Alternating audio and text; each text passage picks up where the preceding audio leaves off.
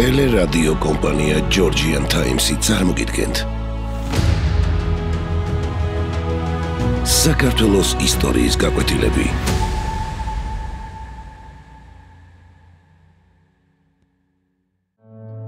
იბერიის მეფე, ფარსმან მეორე ქველი. ქრისტეს შობიდან მეორე ათწლეულში სამყაროს ორი უძლეველი იმპერია მართავდა. დასავლეთში რომის იმპერია იყო, ლეგენდარული ძალა, რომელიც ხმელთაშუა ზღვას გარს ეხვდა. რომაული ლეგიონები სულას აწყვეტდნენ. მათ ბრიტანეთიდან პალესტინამდე ყველა და ყველაფერი რომის საკუთრებად აქციეს. აღმოსავლეთში ზაგროსის მთების იქეთ, ვიდრე შორეულ ინდოეთამდე არსებობდა მეორე დიდი ძალა, პართიის იმპერია, რომელიც საუკუნეთა განმავლობაში რომის ყველაზე დიდ მტრად იყო გამოცხადებული. ამ ორ უძლეველ იმპერიას შორის კავკასიაში ერთი პატარა ქართული სამეფო, იბერია არსებობდა.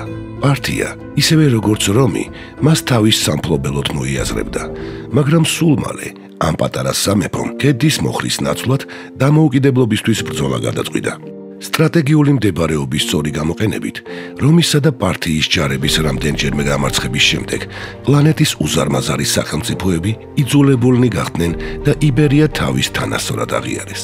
ამ ყველაფრის შემოქმედი იბერიის ლეგენდარული მეფე, ფარსმან მეორე ქველი იყო, რომლის ძალისხმევით სამეფოს საზღვრები რამდენჯერმე გაიზარდა. მან შეუძლებელი შეძლო ის არა მარტო შეერკინა ძლიერების ზენიტზე მყოფ რომის და პართიის იმპერიას, არამედ გამარჯვებულიც გამოვიდა მათთან პაექრობაში. სავარაუდოდ, ფარსმანი იბერიის მეფე მეორე საუკუნის 20-იან წლებში ხდება. მემკვიდრეობით მას დანაწევრებული და უძლურებული სახელმწიფო ერგო. ფარსმანს დიდი ენერგია და პოლიტიკური შორსმჭრელობა დაჭირდა, რათა ქართლის სამეფო წინა აზიასა და კავკასიაში ერთ-ერთ ძლიერ სახელმწიფოდ ექცია. მე-11 საუკუნის ქართველი მემატიანე ლეონტი მროველი გვიამბობს. ფარსმან ქველი იყო კაცი კეთილი და უხვად მომნიჭებელი და შემდობელი ასაკითა მშვენიერი, ტანითა დიდი და ძლიერი, ხნემხედარი და შემართებელი ბრძოლისა, უშიშე ვითარცა უხორცო და ყოვლითავე უმჯობესი ყოველთა მეფეთა ქართლისათა, რომელნი გარდაცვალებული ხვეს უწინარეს მისსა.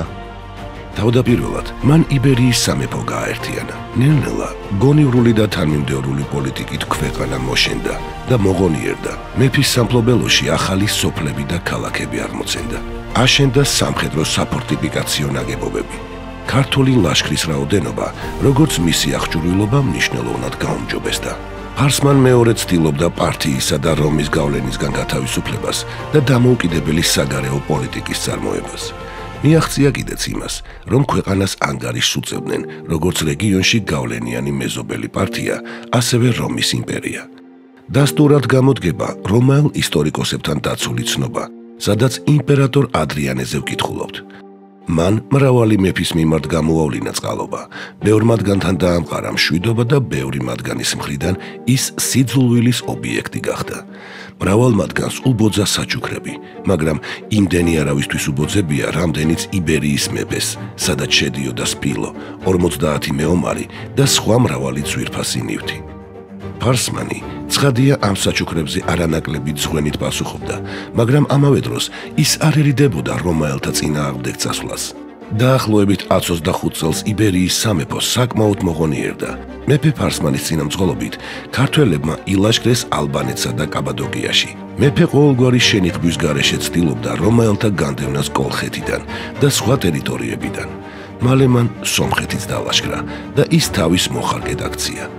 130 წლისთვის ფარსმანს უკვე მთელი სამხრეთ კავკასია ემორჩილებოდა. იბერიის სამეფოს საზღვრები სამხრეთით და სამხრეთ-დასავლეთით კარგა შორს იყო გადაჭიმული. ამ ყველაფერმა ერთობ გაანაწყენა რომი და იმპერატორმა ადრიანემ ფარსმანს გაცრი წერილით მასთან გამოცხადება უბრძანა. იბერიის მეფემ დიდრული საჩუქრები გაუგზავნა იმპერატორს, მაგრამ მთავარი მოთხოვნა უყურადღებოდ დატოვა. როცა სხვა მეფეები მუხლმოდრეკით იყვნენ წარდგარნი ადრიანეს წინაშე, ფარსმანმა ქედი არ მოუხარა იმპერატორს და არ იახლა მას. ამან ადრიანეს საშინელი რისხვა გამოიწვია. იბერთა მეფის დასამცირებლად იმპერატორმა ფარსმანისგან მიღებული ზღვენიდან, სადაც შედიოდა ოქროთი მოქარგული მოსასხამები, არენაზე გამოსულ 300 დამნაშავეს ჩააცვა. როგორც ჩანს, ამ საქციელმა ფარსმანის გულის სხდომაც გამოიწვია. ამის შემდეგ ქართლის მეფის პოლიტიკა პირდაპირ იყო მიმართული რომის იმპერიის წინააღმდეგ. რომი იმდროინდელი მსოფლიოს უდიდესი სახელმწიფო იყო. მისი მთავარი მეტოქე აღმოსავლეთში პართიის ლევამოსილი სამეფო გახდათ. ასე რომ, იბერიის სამეფოს ირგვლივ დიდი სახელმწიფოები არსებობდა და რა თქმა უნდა ეს დიდ საფრთხეს წარმოადგენდა. ამ ვითარებას ფარსმანი ყურადღებით აკვირდებოდა. მეფემ თავისი შორსმჭრელობით და წინდახედულობით შეძლო მისი სამეფოს წინაშე დასმული მძიმე ამოცანის სწორად შეფასება და სწრაფი გადაწყვეტილების მიღება. კავკასიის მთავარი ობიექტი, დარიალის კარიბჭე, მეფე ფარსმანის ხელთ იყო. ამ კარიბჭის იქით კი იყვნენ მეომარი ალანები, რომლებიც მრისხანე ძალას წარმოადგენდნენ. ფარსმანმა კავშირი გააბა ჩრდილოეთ კავკასიაში მცხოვრებ ტომებთან. 135-136 წლებში ფარსმანმა ჩრდილოეთ კავკასიის გადმოსასვლელი კარიბჭე გააღო. იქიდან ალანები გადმოიყვანა, იბერიელი მეომრებით გააძლიერა და ეს ლაშქარი რომისა და პართიის წინააღმდეგ მიმართა.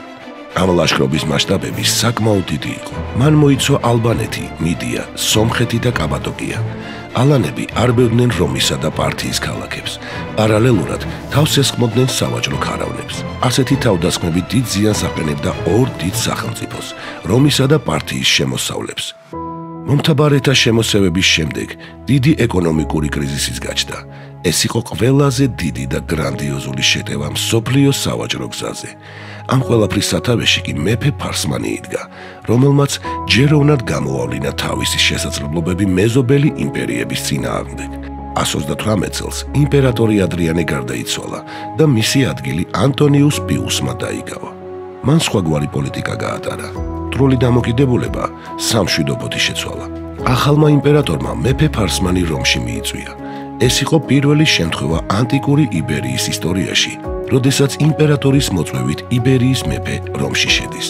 ფარსმანქველმა სიამოვნებით მიიღო რომის იმპერატორისაგან სტუმრად მიწვევა. იგი ცოლ-შვილთან და დიდებულ ამალასთან ერთად ეწვია მსოფლიო იმპერიის დედაქალაქს. რომში დიდი მნიშვნელობა მიანიჭეს იბერიელთა სტუმრობას. იქ ყოფნისას მარსის მოედანზე გამართულ ომის ღმერთისადმი მიძღვნილ შეჯიბრებაში მეფე ფარსმანმა ქართველ მხედრობასთან ერთად თავი ბრწყინვალე ასპარეზობით გამოიჩინა, რის სანაცვლოდაც მისი ოსტატობით მოხიბლულმა იმპერატორმა ანტონიუს პიუსმა ნებადართო ქართველ მეფეს მსხვერპლი შეეწირა კაპიტოლიუმში და ბელონას ტაძრის საკურთხეველთან ცხენზე ამხედრებული ქართველთა მეფის ქანდაკების აღმართვა ბრძანა. და ეს იმ დროს, როცა რომაელებს ყველა უცხოელი ჩამორჩენილად, ველურად და ბარბაროსად მიაჩნდათ. თვით დიდი ცივილიზაციისა და კულტურის მქონე ბერძნებსაც კი დაცინვით მოიხსენიებდნენ. რომში არსებობდა ერთი ტრადიცია, წლის უმნიშვნელოვანეს მოვლენებს საგანგებო დაფებზე ნუსხავდნენ. ერთ-ერთი ასეთ ფრაგმენტზე აღნიშნულია ფარსმანის, იბერთა მეფისა და მისი ოჯახის რომში სტუმრობა. წარწერაში მოიხსენიებოდა ქართლის მეფის ვაჟისა და დედოფლის სახელებიც. რომის იმპერიასთან დამყარებული მშვიდობიანობის შემდეგ მსოფლიო ასპარეზზე გამოსულ და გაძლიერებულ იბერიის სამეფოს ახლა პართიის სახით გამოუჩნდა მოწინააღმდეგე. ამ დაპირისპირების შესახებ დეტალური ინფორმაცია არ მოგვეპოვება, მაგრამ ვიცით, რომ ომში ფარსმანმა რამდენჯერმე პირწმინდად დაამარცხა პართიელთა ლაშქარი. უფრო მეტიც, უშუალოდ ფარსმანის წინამძღოლობით ქართველებმა დაალაშქრეს პართია. იბერიის სამეფომ ამით საბოლოოდ გაუსვა ხაზი თავის სიძლიერეს. პართიის სამეფო კარი ფარსმანთან სამხედრო დაპირისპირებით, რომ ვერას გახდა, გადაწყვიტა იბერიის მეფისთვის მუხანათურად მოეღო ბოლო. პართიელებმა მოისყიდეს ფარსმან მეფის მზარეული. მოსყიდულმა მზარეულმა კი იბერიის ლევამოსილი მეფე მოწამლა. ასე გარდაიცვალა იბერიის ლეგენდარული მეფე ფარსმან მეორე, რომელსაც სიმამაცისა და სათნოების გამო მადლიერმა შთამომავლობამ ქველის სახელი დაუკვირდა. ფარსმანქველი იყო უდიდესი მმართველი, მხედად მთავარი და პოლიტიკოსი.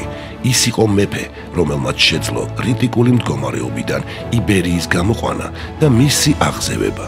ფარსმან მეორე კი საქართველოს ისტორიაში დარჩება როგორც უძლიერესი მეფე. ისტორიული სამართლიანობა მოითხოვს თქვათ, რომ ქართველთა უდიდეს მეფე დავით აღმაშენებლამდე 10 საუკუნით ადრე იბერიის მეფე ფარსმანქველმა პირველმა დაუქვემდებარა თავის ძალაუფლებას მთელი კავკასიის რეგიონი.